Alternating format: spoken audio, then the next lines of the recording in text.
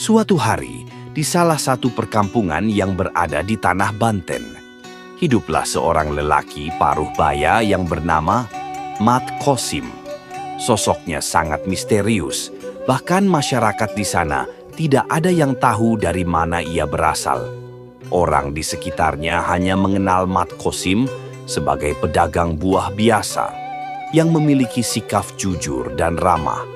Hingga pada suatu hari, dalam sebuah kejadian, Mat Kosim membuat sebagian besar masyarakat Banten tercengang dan takjub oleh aksi heroik yang ia lakukan.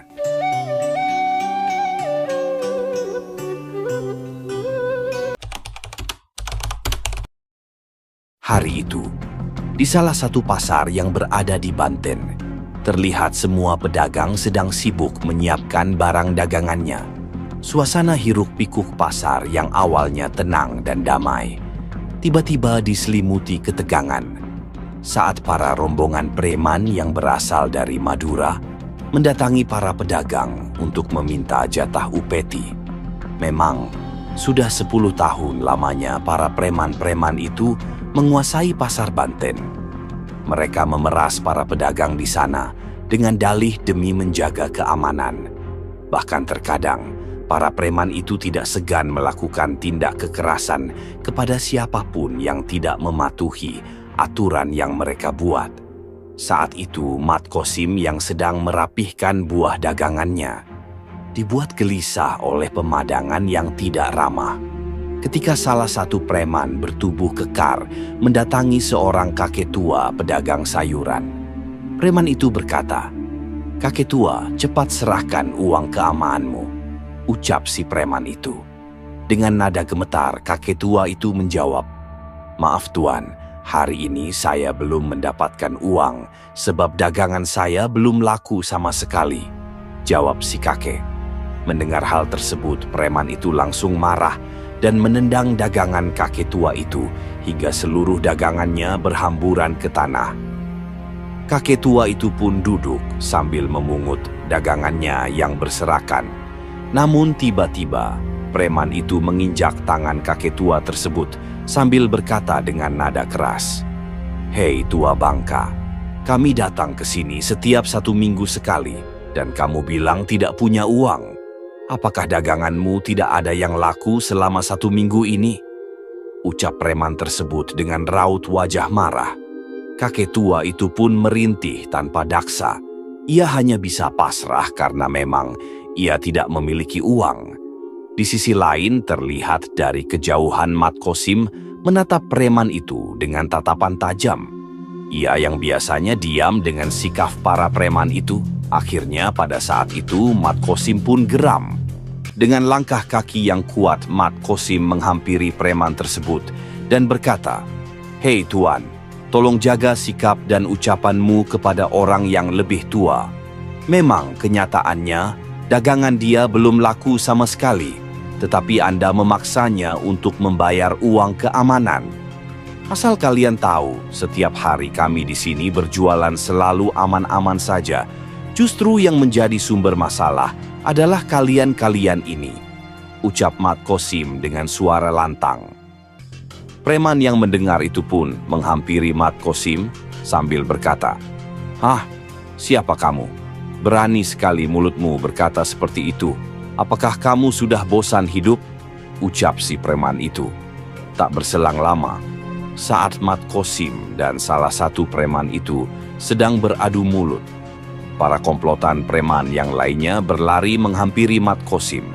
Dengan membawa senjata tajam di tangannya, preman-preman itu langsung mengeroyok Mat Kosim dengan beringas. Saat melihat Mat Kosim dikeroyok para preman tersebut, tidak ada satupun orang-orang yang berada di sana yang berani membantu Mat Kosim. Para pedagang yang lainnya hanya terdiam sambil melihat Mat Kosim dikeroyok oleh para preman itu. Beberapa saat kemudian, saat seluruh masyarakat yang berada di pasar mengira Mat Kosim telah tiada, hal yang mengejutkan pun terjadi. Ketika debu jalanan mulai menipis, terlihat 10 orang preman itu terkapar di tanah, dan terlihat pula Mat Kosim berdiri tegak di tengah-tengah para preman tersebut dengan tubuh yang masih utuh tanpa ada goresan sedikit pun.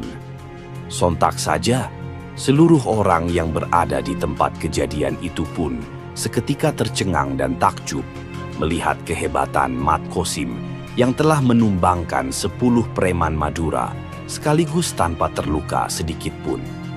Akhirnya seluruh masyarakat pun mulai bersorak dan preman-preman itu pun lari tunggang langgang meninggalkan pasar. Sambil meninggalkan tempat itu, salah satu preman tersebut berkata, "Tunggu pembalasanku." Dan hari itu pun berlalu dengan sebuah kejutan dari sosok Mat Kosim. Singkat cerita, satu hari pun berlalu di sore hari yang tenang dan damai saat Mat Kosim sedang mengajar anak-anak mengaji di rumahnya. Tiba-tiba rumahnya didatangi oleh sekelompok orang-orang Madura. Dengan cepat gerombolan itu mengelilingi rumah Mat Kosim, bahkan saking banyaknya jumlah mereka.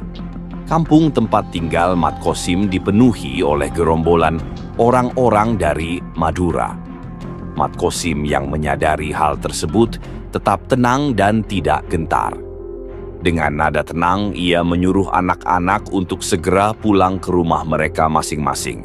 Setelah semua muridnya pulang, Mat Kosim pun berjalan ke tengah lapangan dan menghampiri para gerombolan orang-orang Madura tersebut.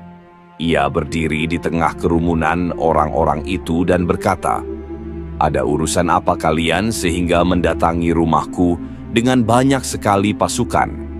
ucap Mat Kosim. Kemudian salah satu dari mereka menghampiri Mat Kosim sambil berkata, "Apakah benar kamu yang bernama Mat Kosim? Apakah benar kamu telah mengalahkan 10 orang anak buahku sekaligus?" ucap salah satu orang tersebut. Mat Kosim pun menjawab, "Benar, aku yang bernama Mat Kosim. Memangnya Anda ini siapa?" "Perkenalkan, namaku Ali Kumis. Aku adalah ketua dari para preman yang kau kalahkan di pasar kemarin. Aku datang ke kesini untuk menantangmu duel 1 lawan 1. Apakah kamu berani menerima tantanganku?" Mat Kosim pun menjawab, "Jika aku menerima tantangan darimu, hadiah apa yang akan kau berikan kepadaku?" ucap Mat Kosim. Ali Kumis pun berkata, "Jika kau menang dalam duel ini, aku dan para anak buahku akan pergi meninggalkan tanah Banten, dan aku juga akan mengembalikan harta benda milik warga yang telah kami ambil. Tapi jika aku yang menang dalam duel ini, maka seluruh tanah Banten akan berada di bawah kekuasaanku, dan setiap 1 minggu sekali, seluruh masyarakat yang ada di Banten wajib membayar upeti kepadaku," ucap Ali Kumis dengan wajah penuh percaya diri. Ternyata, orang yang bernama Ali Kumis tersebut adalah seorang jawara terkenal dan yang terkuat yang berasal dari Madura. Dan menurut kabar yang beredar, Ali Kumis adalah sosok jawara yang tak terkalahkan. Ia memiliki tubuh yang kekar dan ilmu kanuragan yang luar biasa, sehingga membuat siapapun yang berhadapan dengannya tidak akan selamat hidup-hidup. Dan hari itu pun menjadi hari yang sangat bersejarah bagi seluruh masyarakat Banten dan Madura. Orang-orang pun mulai berdatangan memenuhi lapangan untuk menyaksikan duel yang memperebutkan masa depan kedua belah pihak. Akhirnya, tepat pukul 5 sore hari, duel mengerikan itu pun berlangsung antara Mat Kosim Jawara Banten melawan Ali Kumis Jawara Madura. Mereka berdua saling serang satu sama lain tanpa henti, dan duel itu pun berlangsung selama 1 jam penuh tanpa jeda. Singkat cerita, 1 jam pun berlalu. Ketika azan maghrib berkumandang, sebagian besar masyarakat Banten yang menyaksikan duel itu seketika terdiam dengan wajah penuh kesedihan. Rupanya, mereka melihat tubuh Mat Kosim tergeletak di tanah dengan bagian tubuh yang terpisah-pisah. Orang-orang yang melihat pemandangan itu pun menangis histeris, meratapi masa depan tanah mereka yang akan dikuasai oleh orang-orang Madura. Namun, selang beberapa saat azan maghrib sudah berhenti, hal yang menggemparkan pun terjadi. Di saat Ali Kumis sedang tertawa terbahak-bahak merayakan kemenangannya, seketika itu juga seluruh orang-orang yang berada di tempat kejadian terdiam tanpa bersuara. Bahkan waktu itu, angin seolah berhenti berhembus, hewan dan tumbuhan pun seolah terdiam saat melihat tubuh Mat Qasim yang awalnya terpisah perlahan kembali menyatu seperti sedia kala. Dan selang beberapa saat, tubuh Mat Qasim pun utuh kembali. Mat Qasim pun berdiri sambil tertawa dengan keras. Dia berkata, "Hai Ali Kumis, apakah kau kira pertarungan kita sudah berakhir?" ucapnya. Mendengar hal itu pun, Ali Kumis dan seluruh orang-orang Madura pun terdiam dengan raut wajah penuh ketakutan. Ternyata selama ini Mat Qasim memiliki ilmu kanuragan yang bernama Rawa Rontek, yang mana ilmu tersebut akan membuat pemiliknya tidak bisa dikalahkan selama darahnya masih menetes ke tanah. Dan saat Ali Kumis mengetahui kenyataan itu, dia pun langsung tersungkur ke tanah. Dengan tubuh yang gemetar, dia berkata kepada Mat Qasim, "Baiklah, tuan, aku mengaku kalah dan akan meninggalkan tanah Banten. Sepertinya aku sudah dibutakan oleh ilmuku. Aku kira ilmu kebal ini hanya aku saja yang memiliki. Namun kenyataannya di dunia ini masih banyak orang yang lebih hebat dari aku.